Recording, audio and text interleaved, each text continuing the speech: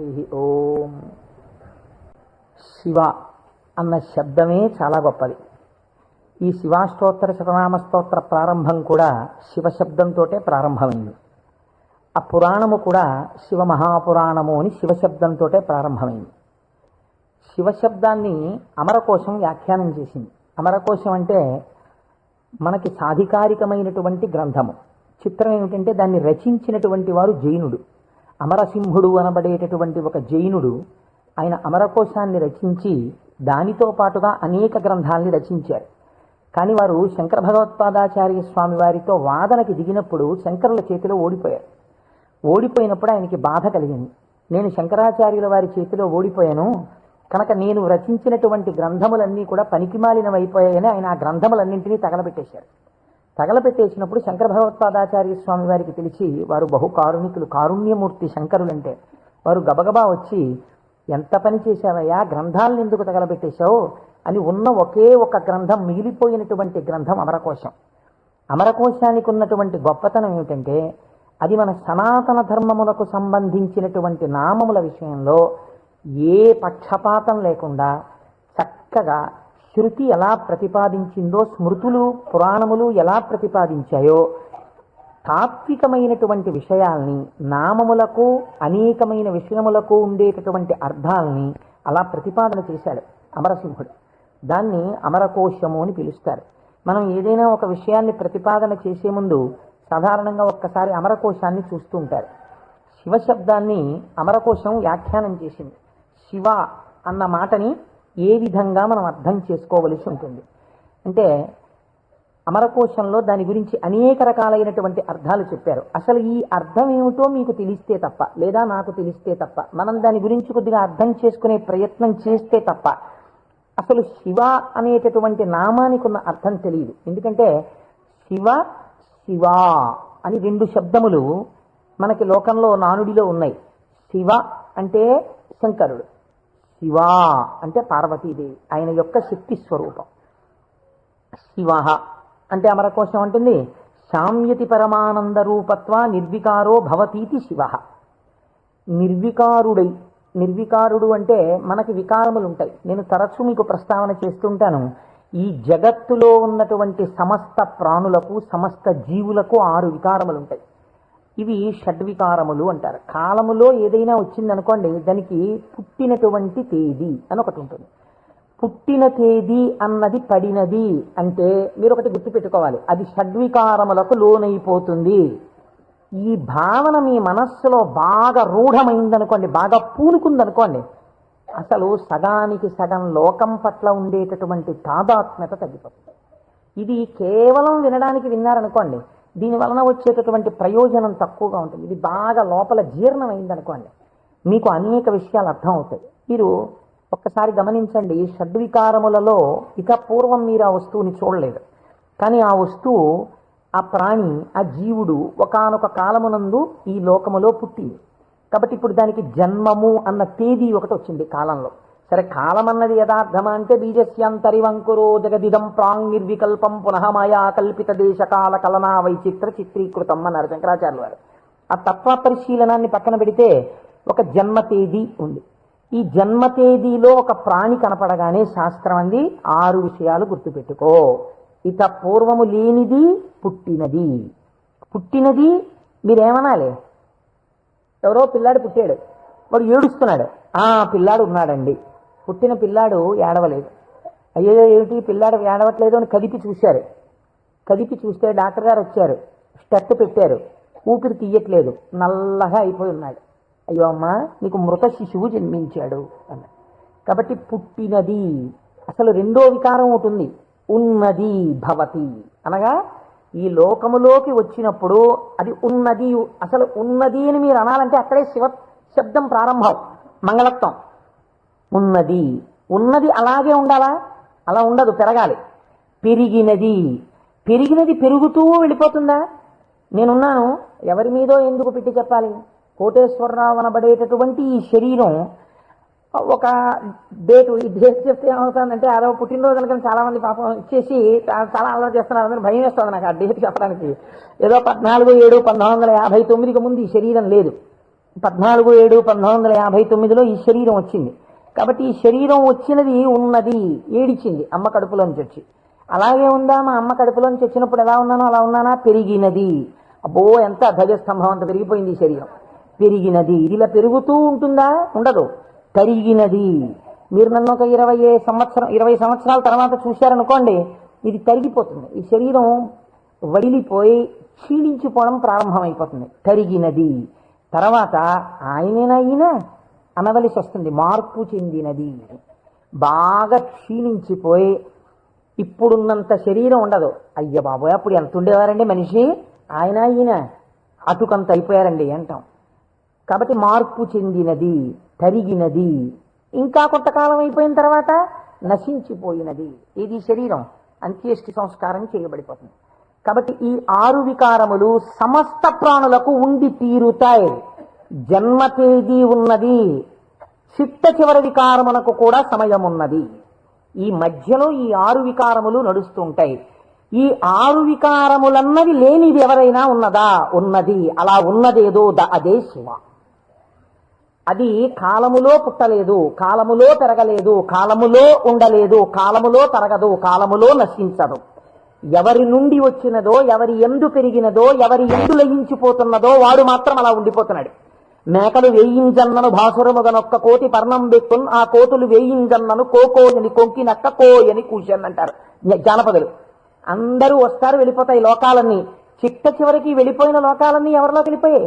వాడు లయించిపోతాడా? వాడు లయించిపోడు. వాడిలోకి అన్ని వెళ్ళిపోయి వాడు ఉండిపోతున్నాడు. అలా ఉండిపోయిన వాడెవడు? వాడు పరబ్రహ్మము. వాడికి శాశ్వతుడు, వాడికి కదలిక లేదు. వాడు ముందున్నాడు, చివరా ఉన్నాడు. అలా ఉన్నవాడెవడో వాడు నిర్వికారుడు. వాడికి వికారములు లేవు. వాడికి వికారం లేదు కాబట్టి వాడు ఎలా ఉంటాడు? వాడి జుట్టు తెల్లబడదు కదండి. వాడికి ముసలితనం లేదు. కాలము లొంగదీయలేడు కాబట్టి ఇప్పుడు వాడు నిత్య యవ్వనుడు. అందుకే శివుడి గురించి చెప్పినా, అమ్మవారి గురించి చెప్పినా మనం ఏం చెప్తామంటే నమశివాభ్యాం నవయవ్వనాభ్యాం అంటాం. ఈ శ్లోకం మా ముత్తాత గారు చెప్పారు, అప్పుడు నవయవ్వనులే వాళ్ళు.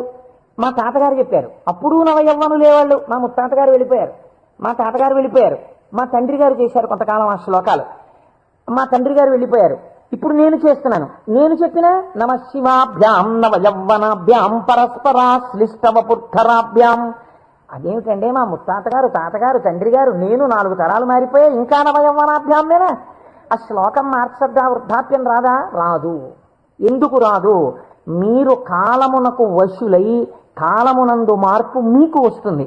కాల స్వరూపములో మీ యందు మార్పులు తెచ్చేవాడెవడున్నాడో వాడు మార్పునకు అతీతుడుగా సాక్షిగా ఉన్నాడు. కదిలే వస్తువుకి కదలని వస్తువు ఆధారమై ఉంటుంది. మీరు బాగా జ్ఞాపకం పెట్టుకోండి. కదిలే వస్తువుకి గడియారానికి ఉన్నటువంటి పెంజూలం ఊగాలనుకోండి, పెంజూలంని పట్టుకున్నటువంటి స్ప్రింగ్ ఊగకూడదు. స్ప్రింగ్ కూడా ఊగడం మొదలెట్టింది అనుకోండి, ఇంకేంటి అలా ఊగదు. స్ప్రింగ్ నిలకడగా ఉంటుంది, పెంజూలం ఊగుతూ ఉంటుంది. ఒక కదిలే వస్తువుకి ఒక కదలని వస్తువు ఎప్పుడూ కూడా ఆధారమై ఉంటుంది. వికారములు కలిగిన జగత్తుకు ఏది వికారములకు అతీతమై ఉన్నదో అది ఆధారమై ఉన్నది. దాని యందే ఈ సమస్త జగత్తు పుట్టి పెరిగి లయించుచున్నది. అటువంటిదేదో అది వికారాతీత స్థితి కలిగినటువంటి పరబ్రహ్మము. దానిని నువ్వు ఒక నామవాచకంతో పిలవాలనుకుంటే శివ అని పిలవవచ్చు. కాబట్టి ఇప్పుడు శివశబ్దం ఎవరిని చెప్తోంది? పరబ్రహ్మాన్ని చెప్తోంది. ఇప్పుడు ఆయన ఎలా ఉంటారు? నిర్వికారమై నిరంజనమై. ఇదే కదండి శివకవచం మాట్లాడుతుంది. పూర్వభాగంలో ఆయన యొక్క స్థితిని ఆయన ఎలా నిర్వికారుడై ఉంటాడో చెప్తుంది. ఇటువంటి పరమాత్మ స్వరూపం మీ కన్నులకు కనపడుతుందా? వికారము పొందుతున్న జగత్తు మీకు కనపడుతుంది, కానీ వికారములు పొందుతున్నటువంటి జగత్తుకి తను ఆధారముగా ఉన్నవాడు మీకు కనపడతాడా? కనపడడు. ఈయనకి ఒక రూపం తీసుకొచ్చి చూస్తే ఎలా ఉంటాడు అంటే, అమరకోశంలో ఎంత అందంగా మాట్లాడాడో చూడండి. అమరసింహుడు పరమానంద రూపత్వ, ఆయన పరమానందమును పొందుతూ ఉంటాడు. ఎందుకని? మన అందరికీ సుఖ దుఃఖాలని ద్వంద్వాలుంటాయి, ఎప్పుడూ ఆనందంతో ఉండం. ఆయనకి వికారాలు ఏమీ లేవు, అందుకని ఆయన ఎప్పుడూ పరమానందంతో ఉంటాడు. ఎక్కడుంది పరమానందం? బయట ఉన్న వస్తువుల వల్ల ఆనందం కాదు, లోపలే ఉంది ఆనందం. ఆ ఆనందంతో తన్మయాన్ని పొందుతూ ఉంటాడు. అది నోటితో చెప్పడం కుదరదు. ఇప్పుడు ఎలా చెప్పాలి? అంటే పద్మాసనం వేసుకుని చేతులు రెండు ఇలా పెట్టుకుని కన్నులు ఇలా అరమోట్పు కన్నులతో ఉండి తనలో తాను రమిస్తూ కనపడుతుంటాడు. శంకరుడి యొక్క ఫోటో మీరు చూశారనుకోండి, చూస్తే ఆయన అరమోట్పు కన్నులతో కూర్చుని సంతోషంతో ఆనందంతో ఉన్నట్టుంటాడు. ఇందులో ఇంకా లోకరక్షణ హేతువుగా అభయముద్ర పట్టినట్టుగా ఉండి ఆయన అరమోట్పు కన్నులతో ఆనందంతో రమించిపోతున్నట్టుగా ఉంటుంది శివస్వరూపం. అంటే ఘనీభవించినటువంటి ఆనంద స్వరూపమే పరమాత్మ యొక్క స్వరూపం.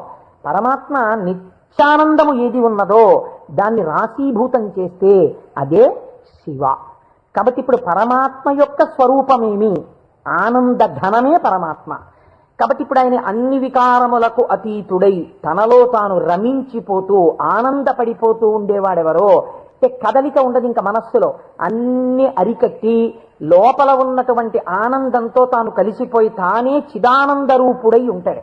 దీనికి మీకు పోలిక చెప్పాలంటే ఒక్కటి కుదురుతుంది. మనం కదులుతున్నటువంటి తరంగములు కలిగిన సరోవరాలం. మీరు చూడండి, అందుకే నిద్ర లేవగానే ఏది ప్రారంభం అవుతుంది పనిచేయదు. మీకు ప్రారంభంలో నిద్ర లేచారు అనగానే, నిద్ర లేవడం అంటే ఏమిటో తెలుసా అండి? శరీరం లేవడం కాదు. ముందు ఏది లేస్తుందో తెలుసా? పరమాత్మతో రమిస్తున్నటువంటి మనస్సు విడివడుతుంది. విడివడి అది సంకల్ప వికల్ప సంఘాతం. అది వెంటనే ఒక ఆలోచన మొదలెడుతుంది. మొదట ఆలోచన ఏమిటి? తెల్లవారిపోయింది. ఈ తెల్లవారిపోయిందన్న మొట్టమొదటి ఆలోచన అది చెయ్యగానే నిర్మలంగా ఉన్నటువంటి నీళ్ళ దగ్గరికి వెళ్ళి మీరు ఒక చిన్న రాయి తీసుకుని ఇలా వేశారనుకోండి, అదేం చేస్తుందంటే ఇలా ఒక తరంగం కదులుతుంది. కదిలి అలా వెడుతుంది. ఇది ఒక్కటే వెళ్ళదు, ఇది వెడుతూ ఇంకో తరంగాన్ని తయారు చేస్తుంది, ఇంకో తరంగాన్ని తయారు చేస్తుంది. అలా కదులుతూ తరంగాలుగా ఒక కదలిక రాగానే ఇంకో కదలిక వస్తుంది. తెల్లవారిపోయింది, ఇవాళే నువ్వు శివమహాపురాణం మొదలెట్టాలి, ఇవాళే నువ్వు ఫలానా వాళ్ళ ఇంటికి వెళ్ళి ఒక్కసారి ఆశీర్వచనం చెయ్యాలి, చూసావా తెల్లవారిపోతుంది గబగబా సంధ్యావందనం చెయ్యాలి. ఒకదాని వెనక ఒకటి సంకల్పాలు వచ్చేస్తాయి. ఇవి సుఖములకు దుఃఖములకు కూడా హేతువులు అవుతుంటాయి. ఈ సంకల్పాతీతుడై సంకల్పములు దేనిలోంచి పుడుతున్నాయో అది తానై నిరంజన స్వరూపమై ఆనంద ఘనమై కూర్చున్నవాడెవరో వాడు పరమాత్మ, వాడు శంకరుడు. కాబట్టి శివుడు ఆయన ఇక్కడే సమస్తాన్ని చూస్తుంటాడు. అటువంటి ఆనంద ఘనమునకు శివ అని పేరు. ఇప్పుడు దీనివల్ల మీకు ఏం తెలుస్తోంది? మనుష్య జన్మ యొక్క చిట్ట చివరి ప్రయోజనం ఏమి? ఆ ఆనందము మీరే అగుట. అటువంటి ఆనంద స్వరూపులుగా మీరు మారడమే మనుష్య జన్మ యొక్క ప్రయోజనం. దానికే మోక్షము అని పేరు. కాబట్టి ఇప్పుడు అటువంటి మోక్ష స్థితిని పొందాలనుకున్న వాళ్ళకి ఎవరు ఆరాధ్య దైవము? శివుడే. కాబట్టి శివయోకోధ్యేయ శివంకర. కాబట్టి ఏమండి మీరు చెప్పింది బాగుంది, అని మేము గృహస్థాశ్రమంలో ఉన్నాం కదా, మాకు భార్య బిడ్డలు ఉన్నారు కదా, మాకు సంకల్పాలు ఏవి వద్దు అని మేమందరం కూడా ఇలా ముక్కు మూసుకుని లేచిన దగ్గర నుంచి ఏదో సంధ్యావందనం చేసుకుని ఒక పూజా మందిరంలో ఇలా కూర్చుండిపోతే, మనస్సుని అంతర్ముఖం చేసే ప్రయత్నం చేస్తూ ఏదో లోపల ఉన్నటువంటి ఆ వస్తువుని కనిపెట్టే ప్రయత్నం చేస్తూ మేము ఉండిపోతే నా భార్య పరిస్థితి ఏమిటి, నా పిల్లల పరిస్థితి ఏమిటి? అసలు మరి గృహస్థాశ్రమంలో ఉండి కొన్ని కోరికలంటూ ఉంటాయి కదా, మరి తప్పదు కదా. అప్పుడు ఈ స్వరూపాన్ని పట్టుకుంటే ఉపయోగమే ఉండదా? ఆయన ఇంకేమీ అలా కోరికలు తీర్చడాలు అలా ఏముండవా? కేవలం ఆనందం మోక్షం ఇంటి అనే పరిస్థితి కాదు. అమరకోశం అంది వెంటనే మళ్ళీ చేరతే సజ్జన మనాం స్మస్మిన్నితిగా. ఈయన యందు సజ్జనుల యొక్క మనస్సు రమించుచుండును. ఈ మాటని మీరు చాలా గట్టిగా పట్టుకోవాల్సి ఉంటుంది. మీకు చూడండి, నేను ఇంతకన్నా మీకు ఉదాహరణ చెప్పడానికి సాధ్యం కాదు. ఇంకా వంటింట్లో ఒక పంపు ఉంటుంది, బాత్రూంలో ఓ పంపు ఉంటుంది, వరండాలో ఒక పంపు ఉంటుంది వాష్ బేసిన్ దగ్గర. మీకు ఇంకా అవసరం అనుకున్నారనుకోండి, ఏదో మీరు భోజనాలు చేసే గదిలో చేతులు కడుక్కోవడానికి ఒక పంపు ఉంటుంది. ఇన్ని పంపుల్లోనూ మీకు ఏకకాలమునందు ఎక్కడ విప్పినా నీళ్లు రావాలనుకోండి, ఏది నింపాలి? ఏ పంపు కొట్టంలో నీళ్లు పోస్తారా? ఓవర్ హెడ్ వాటర్ ట్యాంక్లో నీళ్లు పోస్తారు. ఓవర్ హెడ్ వాటర్ ట్యాంక్లో నీళ్లు పోస్తే అన్ని పంపుల్లోనూ నీళ్లు వచ్చినట్టు శివస్వరూపాన్ని పట్టుకుంటే అది ఏ రూపంగా, ఏ రకంగా, ఏ విభూతితో, ఏ లక్షణంతో, ఏ గుణంగా మీ మనస్సు ఇష్టపడిన ఏ విధానంగా ఒక్కదాన్ని మీరు పట్టుకుని రమించిపోవడం ప్రారంభించినా అది మీకు కావలసిన సమస్తాన్ని ఇస్తుంది. అలా ఇవ్వగలదు. దానికి ఆ శక్తి ఉన్నది. అది మిమ్మల్ని కాపాడుకుని వస్తుంది. మీరు చూడండి, గొడుగు ఒక్కటి ఇలా పట్టుకున్నారండి, ఇలా గొడుగు పట్టుకుని వెళ్ళిపోతున్నారు. ఇలా గొడుగు పట్టుకు వెళ్ళిపోతుంటే బయట మంచి ఎండ కాసింది. ఇప్పుడు ఆ గొడుగు మిమ్మల్ని రక్షిస్తుందా, రక్షించదా? రక్షిస్తుంది. మీరు వెళ్ళిపోతుండగా మంచి మబ్బు పట్టి వాన ప్రారంభమైంది. గొడుగు రక్షిస్తుందా, రక్షించదా? రక్షిస్తుంది. వాన తగ్గిపోతోంది, ఇంకా కొద్దిగా ఎండ వస్తే బయలుదేరదాం అనుకుని మీరు చెట్టు కింద నించున్నారు. ఒక పక్షి పైనుంచి రెట్ట వేసింది. మీ మీద పడకుండా గొడుగు రక్షిస్తుందా, రక్షించదా? రక్షిస్తుంది. ఒక గొడుగు మీకు శీతలము నుండి, ఉష్ణము నుండి, జలధార నుండి, పక్షి రెట్ట నుండి ఇన్నిటి నుంచి కాపాడినప్పుడు పరమాత్మని పట్టుకున్న వాడి కోరికలు కూడా అన్ని భంగులా తీరుతాయి. మీకు ఏది కావాలో అది వాడు ఇవ్వగలడని మీరు ఎలా అనుకోవట్లేదు? అచేతనమైన ఒక గొడుగు మీకు ఇన్నింటిని ఇవ్వగలిగినప్పుడు మీరు పట్టుకున్న పరమాత్మ మీకు ఏది అవసరమో అది మీకు ఇవ్వడని మీరు ఎలా అనుకుంటున్నారు? మీకు ఏది కావాలో మీరు అడగక్కర్లేకుండా మీకు తీరుస్తాడు. అది గొప్ప. మీరు శాస్త్రంలో ఒక మర్యాద తెలుసుకోవాలి. మీరు అడిగితే ఇచ్చినవాడు గొప్పవాడు కాదండి. మీరు వెళ్ళి అడిగారనుకోండి, వెంటనే మీరు జీవితంలో చాలా దిగజారిపోయిన వ్యక్తులైపోతుంది. ఒకరి దగ్గరికి వెళ్ళి, అయ్యా నాకు ఇది లేదండి, నన్ను మీరు కొంచెం అనుగ్రహించి నాకు ఇది కలిగేటట్టుగా మీరు చెయ్యండి అని అడిగారు అనుకోండి, వాచికంగా నోరు విప్పి ఒకరి దగ్గరికి వెళ్ళి నాకు ఇది ఇప్పించండి అని అడిగినప్పుడు ఆత్మహత్యా సదృశమే. వాడు చచ్చిపోయినంత బిడియపడిపోతాడు. ఎవరు శీలమున్నవాడు బెంగ పెట్టుకుంటాడు. నోరు విప్పి అడగడమా, వెళ్ళి నాకు ఇది ఇవ్వండి అని ఎలా అడగను అంటాడు. అడగలేడు. అందుకే మనకి పూర్వకాలంలో మీకు తెలుసో తెలీదో, మీసంలో ఒక వెంట్రుక తాకట్టు పెట్టి అప్పు తెచ్చుకునేవారు. మీసంలో వెంట్రుక తాకట్టు పెడితే అప్పు ఇవ్వడం ఏంటండి? అంటే వాళ్ళ రోషానికి చిహ్నం అది. ఎన్నడూ నేను ఒకరిని చెయ్యి అడగలేదురా, చెయ్యి జాపి అడగలేదు. అటువంటి వాణ్ణి నిన్ను అడుగుతున్నాను. నేను ఇంత సిగ్గుపడిపోయానడానికి ఉదాహరణ ఏమిటో తెలుసా? ఈ వెంట్రుక ఒకటి నీ దగ్గర పెట్టుకో, మళ్ళీ తీర్చిన నాడు ఈ వెంట్రుక తీసుకెళ్తాననేవాడు. వాడి రోషానికి, వాడి శీలానికి ఆ వెంట్రుకని ప్రాతిపదికగా తీసుకుని అప్పిచ్చేవారు పూర్వం. అందుకే నా మీసంలో వెంట్రుక తాకట్టేశాననేవారు పూర్వం. కాబట్టి ఒకరి దగ్గరికి వెళ్ళి అడగడం అంటే అంత చిన్నతనం. పరమాత్మ అయినా మిమ్మల్ని అలా చిన్నబుచ్చి ఇస్తాడని మీరు ఎలా అనుకుంటున్నారు? గొడుగు పచ్చి రెట్ట నుంచి నన్ను కాపాడు, వాన పడితే కాపాడు, ఎండగా ఉంటే కాపాడు, పైనుంచి ధూళి పడకుండా కాపాడు, ఓ గడుగా నన్ను రక్షించు అని మీరంతా స్తోత్రం చేసి వేసుకుంటున్నారేంటి? ఇలా విప్పిలా పట్టుకుంటే అంతే రక్షించేయడం దాని ప్రయోజనం. అలా మీరు శివస్వరూపాన్ని పట్టుకుంటే, ఎలా పట్టుకున్నా సరే, అంటే ఎలా పట్టుకోవాలండి? అభిషేకాలు చేయాలా, పూజలు చేయాలా, లేకపోతే దాని స్వరూపం బాగా తెలుసుకోవాలా, అర్థం అవ్వాలా? కాదు. మీ మనస్సు ఏదో ఒక విషయంలో రమించింది అంతే, అది చాలు. మిమ్మల్ని మీకు రక్షణ కల్పించడానికి అది హేతు అవుతుంది. మీకు నేను ఒక ఉదాహరణ చెప్తాను, మీరు దాని వలన దీని వ్యాఖ్యానాన్ని బాగా పట్టుకోగలుగుతారు. నాయనార్లని మళ్ళీ నేను ఏదో లౌకికమైన ఉదాహరణ ఎందుకు తేవాలి? మనకి 63 నాయనార్లు ఉన్నారు. అంటే శివుని యొక్క అనుగ్రహము చేత తరించిపోయిన మహాపురుషులు. ఆ 63 నాయనార్లో గుగ్గుల కలయ నాయనార్ అని ఒక ఆయనకి ముందు అసలు గుగ్గుల అన్న పేరు కలపలేదు. కలయ నాయనార్ ఆయన పేరు. అమృతఘటేశ్వరుడు ఉన్న క్షేత్రంలో పుట్టారు ఆయన పేరు కలయ. అందుకని ఈయన పేరు కూడా కలయ అని పిలుస్తూ ఉండేవారు. ఈ కలయ నాయనారికి ఒక లక్షణం ఉండేది. ఆయన చేసే పూజ ఏమిటో తెలుసా అండి? ఆయన ఎప్పుడు భగవంతుడి దగ్గర కూర్చొని అనుకునేవాడు, సుగంధిం పుష్టివర్ధనం అంటారు కదా, త్రయంబకం అని పిలుస్తారు కదా, 3 కన్నులు ఉంటాయి కదా, ఆయన వస్తుంటే సువాసనలు వస్తాయి కదా.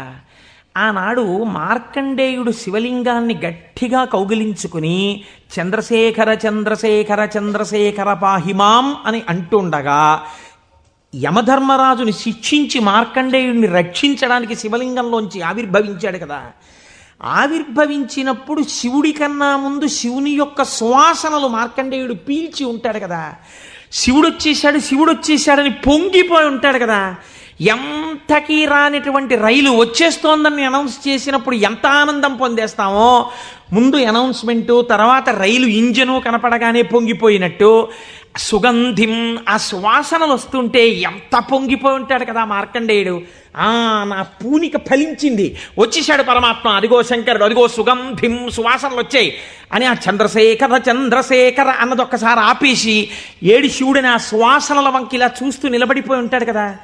కాబట్టి శివుడి యొక్క సువాసన అలా ఉంటుంది కదా అని పొంగిపోతూ నేను అలాంటి వాసన పీలుద్దామని ఆయన మహైశ్వర్యవంతుడు కలయనాయనార్ రోజు ఇంత గుగ్గిలం పట్టుకొచ్చి ఆ గుగ్గిలం వెలిగించి గుగ్గిలం ధూపం వేసేవాడు. ఆ ధూపం అంతా పూజ గదంతా నిండిపోతే అందులో కూర్చుని మార్కండేయుడు ఇలాగే వాసన పీల్చి ఉండి ఉంటాడు. ఆనాడు అర్జునుడు గబగబా వెళ్ళి తన గాంధీవం ఎత్తి కొడుతున్నప్పుడు శివుడి దగ్గరికి వెళ్ళినప్పుడు వాసనలు ఇలాగే వచ్చి ఉంటాయి అని ఆ వాసనలు పీలుస్తూ కళ్ళు మూసేసుకుని ఇవే శంకరుడి శరీరంలోంచి వస్తున్న వాసనలు, ఇక్కడే శివుడున్నాడని రోమాంచితం అయిపోయి పరవశించిపోతూ సమాధి స్థితిలోకి వెళ్ళిపోయేలా ఉండిపోతుండేవాడు ఆయన. మీరు చూడండి, భగవంతుణ్ణి పట్టుకోవాలనుకున్నవాడు ఏమంటే మాకు పూజ కుదరట్లేదండి, మాకు ఈ స్తోత్రం రావట్లేదండి అంటాం మనం. మన బతుకంతా ఎక్కడ ఆగిపోతుందంటే దీపంలో 2 ఒత్తులు వేయాలా, 1 ఒత్తి వేయాలా. నిజంగా తరించిపోయిన వాళ్ళు తరించిపోవడానికి ఎన్ని మార్గాలు వెతుక్కున్నారో చూడండి. ఆయన శ్వాసనలు పీలుస్తూ రమించిపోయాడు. శంకరుడు చూశాడు, వీడు రోజు గుగ్గిలం పట్టుకొచ్చి వేసి ఇన్ని రకాల దర్శనాలు చేసేస్తున్నాడు రా, గుగ్గిలం పొగ అడ్డం పెట్టుకుని. ఎంత చిత్రం రా ఇది, గుగ్గిలం పొగకి వీడు సమాధిలోకి వెళ్ళిపోతున్నాడు. అసలు ఈ గుగ్గిలం కొనలేని స్థితి తెస్తే ఏం చేస్తాడో చూద్దాం అనుకున్నాడు. ఐశ్వర్యం అంతా క్షీణింపచేశాడు. ఆయనకి మనస్సు శివుడి మించి పోలేదు. ఎలాగో అలా నానా కష్టాలు పడి ఇంత గుగ్గిలం తెచ్చి శంకరుడికి వేసి ఆ వాసన పీల్చేటప్పటికి సమాధిలోకి వెళ్ళిపోయాడు. ఇంక ఏముంది, మనస్సు అలవాటు పడిపోయింది. ఇంత పొగొచ్చేటప్పటికి అంతే సమాధిలోకి వెళ్ళిపోతాడు. ఎంత తేలికండది. అగరత్తు వెలిగించకుండా ఉంటాం కదా, అగరత్తు వెలిగిస్తే గుగ్గిలం అయినా సమాధిలోకి వెళ్ళిపోతాడు అంతే. ఈ స్థితి చూసి శంకరుడు భార్యాబిడ్డలు తినడానికి కూడా అన్నం మెతుకు లేకుండా చేశాడు. చూద్దాం ఏం చేస్తాడు. భార్యాబిడ్డలు పస్తులున్నారు. అన్నమో రామచంద్ర అని ఆ భార్య మహాపతివ్రత. ఆవిడ తన మెడలో ఉన్నటువంటి మంగళసూత్రాన్ని తీసి నాయనారికి ఇచ్చి, అయ్యా మీరు ఇది పట్టుకెళ్ళి వెలకట్టి అమ్మించి డబ్బు పట్టుకుని రండి, దాంతో మనం కొన్నాళ్ళు భోజనం చేద్దామని. తప్పకుండా తీసుకొస్తానని ఆ మంగళసూత్రాలు చేతిలో పట్టుకుని శివ శివ శివ శివ అని సంతోషపడిపోతూ వెళ్ళిపోతున్నాడు. శంకరుడు ఒక పెద్ద బండిలో గుగ్గిలం బస్తాలు వేసుకుని ఎదురొచ్చాడు. మళ్ళీ మళ్ళీ దొరకవుట గుగ్గిలం, అందుకని చెప్పి బస్తాలు కొనుక్కెడుతున్నాను, ఎవరైనా కావాలంటే కొనుక్కోండి అని అరిచాడు. అమ్మ బాబోయ్, గుగ్గిలం దొరకదటని చెప్పి ఈయన గబగబా మంగళసూత్రాలు ఇచ్చేసి గుగ్గిలం బస్తాలు కొనేశాడు. పోనీ గుగ్గిలం దొరకదంటున్నారు, ఇంటికి పట్టుకెళ్ళి ఈ గుగ్గిలాన్ని దాచుకుని రోజు ఇంతంత వేద్దాం అనుకున్నాడా? నిజంగా నాడు శంకరుడు వస్తుంటే సుగంధిం పుష్టివర్ధనం, ఇదొక్కటే ఆయన సమాధికి కారణం. ఇంత గుగ్గిలం వెలిగించి మధ్యలో కూర్చుంటే అసలు నిజంగా శంకరుడు విరాట్ రూపంతో వచ్చేసినట్టు ఉండదు. కాబట్టి ఈ గుగ్గిలం అంతా వెలిగించేస్తానన్నాడు. ఇంట్లో వెలిగించేస్తే బాగుండదు, పొగలు వచ్చేస్తాయి. ఓ గుళ్ళోకి పట్టుకెళ్ళి వెలిగించేస్తే బాగుంటుందని ఈ గుగ్గిలం అంతా వేసుకుని ఓ గుడికి పట్టుకెళ్ళి ఈ గుగ్గిలం అంతా వెలిగించేసి దాని మధ్యలో కూర్చొని సమాధిని పొందేసి కడుపులో ప్రేగులు నకనకలాడిపోతున్నాయి. తెలియదు, ఆకలి తెలియదు, శరీరం నీరస పడిపోయింది, శరీరం అంతా నొప్పులు పెట్టేస్తోంది, తెలియదు. ఇంట్లో భార్య బిడ్డలు శోషించి పడిపోయే స్థితి వచ్చింది, తెలియదు. ఆ పొగ మధ్యలో సమాధి స్థితిని పొందాడు. ఇప్పుడు నా భాషలో చెప్పాలంటే భగవంతుడు ఓడిపోయాడు. పరీక్ష పెట్టగలడా? ఇహ ఏం పరీక్ష పెడతాడు? కాబట్టి చూడలేకపోయాడు ఆయన. అమ్మ బాబోయ్, ఇదెక్కడ భక్తి రాని గబగబా కుబేరుణ్ణి పిలిచాడు. కుబేరా, ఇలా నా పక్కన ఎన్నాళ్ళు నించుంటావు, నాకేం అవసరం లేదు. అడిగో మహానుభావుడు చూసావా, గుగ్గిలం పొగ మధ్యలో కూర్చున్నాడు, పెళ్ళం మంగళసూత్రాలు అమ్మేసి. వెంటనే వెళ్ళి ఆయన ఇంటిని బ్రహ్మాండమైనటువంటి అంతఃపురంగా మార్చేయి, భార్యకి బిడ్డలకి భూమండలంలో లేనంత ఐశ్వర్యాన్ని ఇచ్చేయి, ముందు ఉత్తర క్షణం వాళ్ళకి షడ్రశోపేతమైన భోజనం పెట్టు అనేటప్పటికి వాళ్ళ ఇల్లు మారిపోయింది, షడ్రశోపేతమైన భోజనం వచ్చింది. అయ్యో భర్త గారు ఎక్కడికి వెళ్ళారో అనుకుంటోంది ఆవిడ. అశరీరవాణి వినపడింది. అమ్మా, నీ భర్త భక్తి ముందు లొంగిపోయాడమ్మా, శంకరుడు మహదైశ్వర్యం ఇచ్చేశాడు నీకు. ఆయనో అన్నం తిందామన్న ఆలోచన లేదు, ఆ గుగ్గిలం పొగలో కూర్చునున్నాడు. ఇలాగా కూర్చునుంటే ఇప్పుడు ఎవరు మాట్లాడాలి? ఒరే నాన్న అన్నం తినరా అని. అమ్మా నాన్నగారు కోరుకున్న కోరికోటి ఉంది, నువ్వు ఎలా అయినా డాక్టర్ అయిపో. ఇంజక్షన్ చేసేసారు ఆ పిల్లకి. 3 ఏళ్ళు అయిపోయినా, 4 ఏళ్ళు అయిపోయినా, 21 ఏళ్ళు వచ్చేసినా, ఇప్పుడు నేను MBBS చదివితే రేపు పెళ్ళికొడుకు దొరుకుతాడా అని కూడా చూసుకోకుండా తల్లిదండ్రుల కోరిక తీర్చడం కోసమని వ్యగ్రతతో చదివేసిన పిల్లలా ఇప్పుడు ఆ తల్లిదండ్రులే వచ్చి ఉసే అన్నం తినవే, అలా చదవకే ఆరోగ్యం పాడైపోతుంది అన్నట్టు ఎవడు పరీక్ష పెట్టాడో వాడే దిగొచ్చాడు. దిగొచ్చి ఎవడు? ఆ త్రయంబకం నిజంగా సువాసనలు వచ్చాయి. వచ్చి ఆనాడు మార్కండేయుడు బాహ్య స్మృతిని పొందాడు, ఈయన పొందలేదు, పొందకుండా కూర్చున్నాడు. ఇప్పుడు ఆ పరబ్రహ్మం ముట్టుకోవలసి వచ్చింది. ఇలాగ ముట్టుకుని కదిపాడు. ఓయ్ కలయా కలయా అని పిలిచాడు. పిలిస్తే ఆయన గభాలన బాహ్య స్మృతిని పొంది అబ్బా శంకరుడు వచ్చేసాడన్నాడు. నిజంగా కనపడితే ఇలా అరుపులు కేకలు ఉండవు. కన్నులంబట నీరు కారిపోతూ ఆ స్వామి పాదాల మీద పడిపోయి ఏ సుగంధిం పుష్టివర్ధనం అన్నాడో ఆ సువాసన పీలుస్తూ అలా పడిపోయి ఉండిపోయాడు. శంకరుడు భుజాలు పట్టుకుని లేపి, ఒరే నాన్న నువ్వు ఇంటికి వెళ్ళింత అన్నం తినరా, నా కడుపు నిండుతుంది, తొందరగా బయలుదేరరా నాయన, ఇక్కడ ఎన్ని నైవేద్యాలు పెట్టినా నాకు వంట పట్టట్లేదురా, నువ్వు ఇలా పడిపోతే తొందరగా వెళ్ళరా బాబు, నీకు ఎక్కడ లేని ఐశ్వర్యం ఇచ్చేశాను, కావలసినంత గుగ్గిలం వేసే, ముందు వెళ్ళి అన్నం తినన్నాడు. అప్పుడు ఆయన ఇంటికి వెళ్ళాడు. ఇంటికెళ్ళి షడ్రసోపేతమైనటువంటి భోజనాన్ని నాయనార్ స్వీకరించాడు. దీన్ని గుగ్గిల నాయనార్ అంటారు పెరియ పురాణంలో. ఎందుకంటే శివపురాణం చెప్పుకుంటూ నాయనార్ల చరిత్రని అనుసంధానం చేసి ఉత్తరాయణ పుణ్యకాలంలో నాయనార్ల గురించి వింటే పార్వతీ సహితుడైనటువంటి ఆ పరమశివుడు పొంగిపోయి పరవశించిపోతాడు. అందుకే లౌకికమైన ఉదాహరణలు మానేసి అవసరమైన చోట నాయనార్ల చరిత్రలే కలిపేద్దాం. ఇలా 63 మంది నాయనార్ల గురించి నేను చెప్పగలిగితే నా జన్మధన్యం అయిపోతుంది అని ఒక నాయనార్ని కలిపాను ఇవాళ. కనుక ఒకనాడు ఒక విచిత్రం జరిగింది. భక్తి అంటే ఎంత చిత్రంగా ఉంటుందో చూడండి. ఈ గుగ్గిల నాయనార్ జీవితంలోనే ఆ పక్కనే ఉన్నటువంటి రాజ్యంలో ఒక శివలింగం ఒకటి ఉంది. ఆ శివలింగం మొన్నను మేము కంచి వెళ్ళాం. ఆ కంచి వెళ్ళినప్పుడు శివలింగం ఇలా ఉంటుంది, గొట్టంలాగా కింద వెడల్పుగా ఉంటుంది, పైకి వెళ్ళే కొద్దీ సన్నగా ఉంటుంది. అటువంటి శివలింగం ఒకటి బాగా ఎత్తుగా ఉన్నటువంటి పీఠం మీద ఉంది. ఒక చిన్న పిల్ల ఆ శివలింగం దగ్గరికి వెళ్ళింది. అరమరిక తెలియని పిల్ల. ఆ పిల్ల వెళ్ళి చేతిలో ఒక తుమ్మి పువ్వు పట్టుకుని వెయ్యాలనుకుంది. ఆ పీఠం పట్టుకుంది, ఎగిరింది, ఎక్కింది, అందలేదు. ఆ పిల్ల ఏడుపు మొదలెట్టింది. ఏడుపు మొదలెట్టి శివా శివా నువ్వు నాకు అందట్లేదు, పువ్వు ఎలా వేయనంది. శంకరుడు ఆ భక్తికి పరవశించిపోయాడు. ఇది భగవంతుడు దేనికి కట్టుబడతాడు? ఆ భక్తికి కట్టుబడతాడు. వెంటనే ఇలా ఉన్న శివలింగం ఇలా వంగిపోతే ఆ పిల్లకేం తెలుసు శివలింగం వంగిపోయింది నా కోసం, అది చిన్నపిల్ల. పొంగిపోయి తప్పట్లు కొట్టేసి కాసేపు ఆడేసి 2 పువ్వులు వేసేసి వెళ్ళిపోయింది ఆ పిల్ల. మరునాడు యథాలాపంగా అనేక శివలింగాలు ఉంటుంటాయి కదా గుళ్ళో. ఈ శివలింగం వంగడంలో లోపలున్న శివలింగం కూడా వంగిపోయింది. అర్చక స్వామి చూసి భయపడిపోయాడు. ఇదేంటి శివలింగం ఇలా వంగిపోయిందని మహారాజుకు తెలిసింది. ఇది ఏదో అరిష్టం జరుగుతుంది, శివలింగం వంగింది ఏమిటని భయపడ్డారు. ఈ శివలింగానికి వంపు దిద్దిలా పైకి తీయాలి. వాళ్ళకి ఉన్న తెలివితేటలు ఏమిటంటే ఈ వంగిపోయినటువంటి శివలింగానికి పెద్ద పెద్ద ఇనప గొలుసులేసి ఏనుగులకు కట్టి లాగించారు. ఇన్ని ఏనుగులు, ఇనపగులు, ఇవన్నీ నేను పుక్కిట పురాణాలు నా సొంతంగా చెప్తున్నాను అనుకుంటున్నారా? ఈ దేవాలయాలు ఉన్నాయి ఇప్పటికీ. నా జీవితంలో ఈశ్వరుడు అనుగ్రహిస్తే ఎప్పటికైనా ఈ 63 నాయనార్ల శివాలయాలు దర్శనం చేయాలని నా కోరిక. ఈ వంగిపోయిన శివలింగాన్ని ఇనప గొలుసులో పెట్టి ఏనుగులు లాగుతుంటే గొలుసులు తెగిపోయాయి, శివలింగం వంపు దిద్దబడలేదు. ఇది ఎవరో గుగ్గిల్ నాయనారికి చెప్పారు. శివలింగం వంగిందిట, ఇనప గొలుసులేసి లాగుతున్నారట, లాగుతుంటే గొలుసులు తెగిపోతున్నాయిట. ఆయన ఎంత బాధపడిపోయి కింద పడి ఏడిచి దొల్లేశాడు. శంకరా మీ కంఠానికి ఇనప గొలుసులేసి ఏనుగులతో లాగారా, ఎంత ఒరిసిపోయిందో ఆ కంఠం అని. అంతే, విన్న చోటు నుంచే పరిగెత్తి పారిపోయాడు పక్క రాజ్యానికి.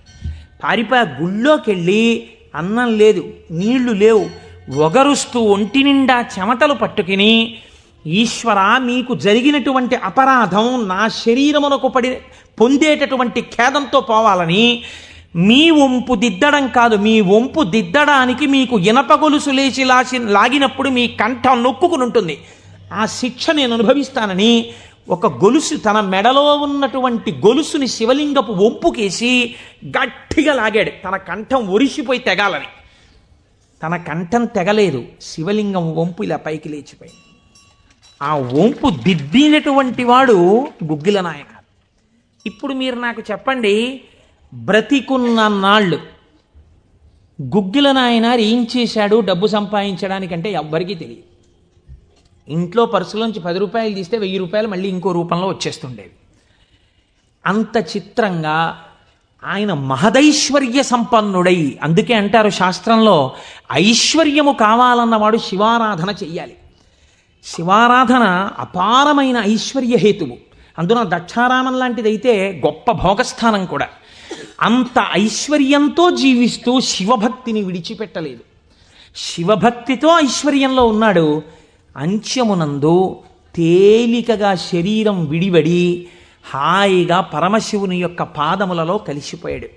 ఇప్పుడు మీరు చెప్పండి, అమరకోశంలో మహానుభావుడు అమరసింహుడు శివశబ్దానికి సజ్జనుల యొక్క మనస్సు రమించేటటువంటి స్వరూపము కలిగిన వాడు అని శివశబ్దానికి అర్థం చెప్పడంలో ఎంత గంభీరమైన అర్థం ఉందో మీరు చూడండి. శివశబ్దము సజ్జనుల యొక్క మనసు రమించు స్థానము. ఎలా రమిస్తుంది? దేనివల్ల? దానికి ఈ కారణం ఆ కారణం అని చెప్పడం కుదరదు. మీకు మనస్సుంటే భక్తి ఉంటే ఒక్క కారణం చాలు. ఏదో ఒక కారణంతో శివుని యందు మనసు రమిస్తే వాడికి సమస్తమైనటువంటి ఐశ్వర్యము కలుగుతుంది. ఇహము నుండి పరము వరకు, మోక్షము వరకు పొందగలడు. కాబట్టి అటువంటి స్థితిని ఇయ్యగలిగినది. మూడవ నిర్వచనంలో అంటారు, చేతే సజ్జన మనస్వితివా. సాధువుల యొక్క మనస్సు యందు తానుండువాడు. ఇప్పటి వరకు సాధువులు తమ మనస్సు శివుని యందు పెట్టారు. ఇప్పుడే స్థితి కెడతట. ఇదే భృంగీచ్ఛా నటనోత్కట కరిమదగ్రాహీ స్ఫురన్మాధవా లాదో నాదయుతో మహాసితవపు పంచేషు బాణాధృత సత్పక్షస్సు మనోవనేషు నపునః సాక్షాన్మదీయే మనోరాజీవే భ్రమరాధిపో విహరతాం శ్రీశైలవాసీ విభు అని పిలుస్తారు శంకరాచార్యులు వారి శివానందలహరిలో. లోపల ఉండేటటువంటి హృదయ పద్మము పరిశుద్ధముగా భక్తి అన్న తేనెతో నిండి ఉంటే 2 గండు తుమ్మెదలు వస్తాయి. పార్వతీ పరమేశ్వరులనే గండు తుమ్మెదలు వచ్చి విహరిస్తుంటే అక్కడ తేనె కోసం.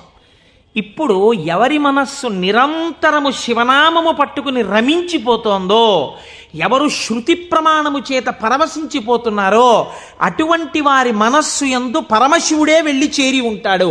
అంటే ఆయనే శివుడైపోయి ఉంటాడు. ఇది నోటితో చెప్తే చాలామంది అందుకుని ఉంటారు. కానీ నేను దీనికి కూడా ఒక ఉదాహరణ ఇచ్చే ప్రయత్నం చేస్తాను. చంద్రశేఖర పరమాచార్య స్వామి వారికి నడిచే దేవుడు అని పేరు.